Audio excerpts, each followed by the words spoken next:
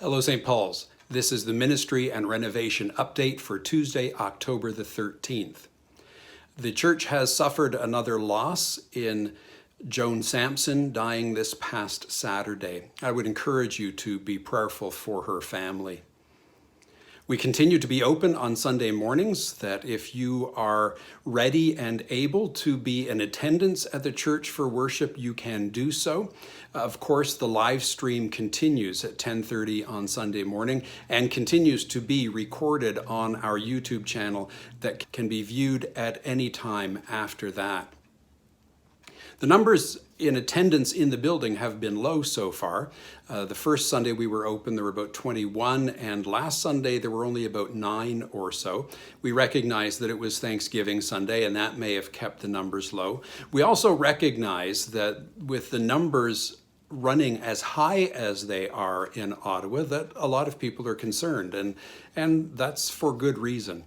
We do want to assure you that we have all of the precautions in place for your safety, but please, if you are not able because of health concerns or health concerns for people that you live with, or just in general concerns, don't feel obliged to attend. But if you do want to attend, I would encourage you to do so. It may be that some people are waiting for others to attend so that to give everyone the opportunity, and I love the fact that people do that. It would seem as though the number of people who want to attend, so far at least, are fairly low. So if you would like to be here, I would encourage you to go to our webpage, stpaulsottawa.com. Click on the link there and follow the instructions through at our Eventbrite page to register for the service. If you don't do the online thing, you can call the church number 613-729-3384 and you can register through Tabia. There are COVID-19 screening questions, both online and telephone registration. That's it for now. Here's a quick look at what the building looks like today.